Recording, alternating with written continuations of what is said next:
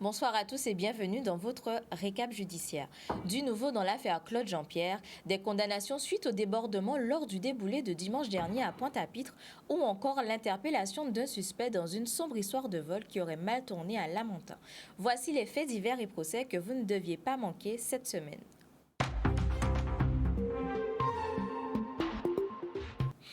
Nouveau rebondissement dans l'affaire Clodo du nom de ce Guadeloupéen de 67 ans originaire de Déhay, décédé quelques heures après un contrôle routier en 2020. Dans le cadre de l'instruction du dossier, le procureur Xavier Sicot a requis un non-lieu. La famille, elle, attend la décision finale du juge d'instruction. On regarde ensemble la vidéo postée sur la toile par la fille de la victime.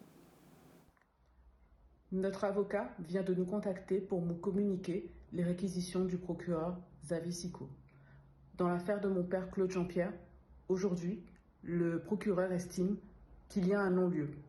Mon père Claude Jean-Pierre, 67 ans, décédé à la suite d'un contrôle de gendarmerie dans la ville de Déhay. Et aujourd'hui, un procureur nous dit qu'il ne s'est rien passé, qu'il estime qu'il y a un non-lieu. Le procureur donne ses réquisitions, la décision finale revient à la juge d'instruction. Dans cette histoire, tout le monde sera responsable de ses décisions et de ses actes. Nous assurons les nôtres. Aujourd'hui, plus que jamais, nous sommes prêts à défendre l'honneur de mon père. Nous n'accepterons jamais cette décision de non-lieu. La juge donnera sa décision finale, elle sera responsable de sa décision finale, mais nous ne l'accepterons jamais.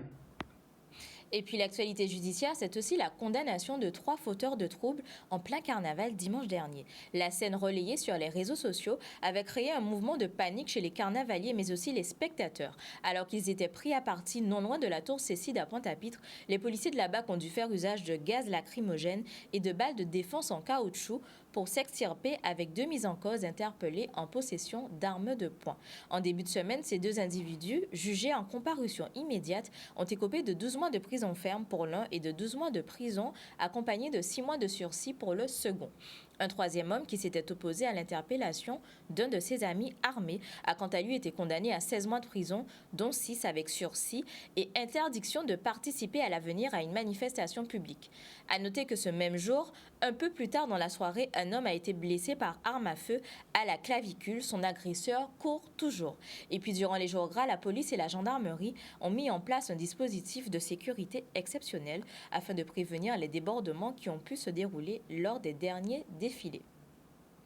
Fait divers, ce mardi, un jeune homme de 24 ans a été hospitalisé en état d'urgence absolue après une violente agression par arme à feu dans la cité de Crâne à Lamentin. Cette altercation ferait suite à une sordide histoire de vol. Le principal suspect dans l'affaire a été interpellé hier par la gendarmerie. La victime a dû subir une importante intervention médicale à l'abdomen. Ses jours ne sont plus en danger. Violence conjugale. Dans la nuit de mardi à mercredi, une résidente de Margaillard au Gosier, en détresse, contactait les services de police après avoir été violentée par son mari. L'homme qui s'était enfui avec la voiture de sa femme a très vite été interpellé par les forces de l'ordre alors qu'il circulait en plus sans permis de conduire. C'est déjà la fin de votre récap judiciaire. Rendez-vous la semaine prochaine pour plus d'actualités. En attendant, suivez-nous sur les réseaux sociaux pour plus d'infos.